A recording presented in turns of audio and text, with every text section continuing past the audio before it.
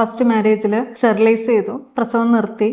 അപ്പോൾ ഇനി നമുക്ക് കൺസീവ് ചെയ്യാനായിട്ട് എന്താണ് മാർഗങ്ങളുള്ളത്? നമുക്ക് രണ്ട് രീതിയിൽ ചെയ്യാം. നമുക്ക് ഒന്നുകിൽ റീകാനലൈസേഷൻ എന്ന് പറഞ്ഞൊരു പ്രൊസീജിയർ ഉണ്ട്. നമ്മൾ ട്യൂബ് മുറിച്ച് മാറ്റിയിട്ടുണ്ടെങ്കിൽ അതിനെ കൂട്ടിച്ചേർക്കുന്ന ഒരു സർജറിയാണ്. പിന്നെ നമുക്ക് IVF ഉണ്ട്. ഈ രണ്ട് ചികിത്സാ രീതിയാണ് നമുക്ക് പ്രഗ്നൻസി ആവാനായിട്ടുള്ളത്.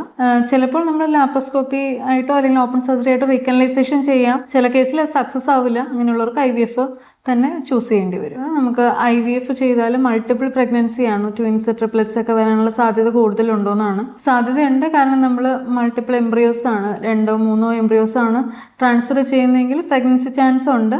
പക്ഷെ എപ്പോഴും നമ്മൾ 3 എംബ്രിയോസ് ട്രാൻസ്ഫർ ചെയ്താൽ എല്ലാം കൺസീവ് ആവണമെന്നില്ല.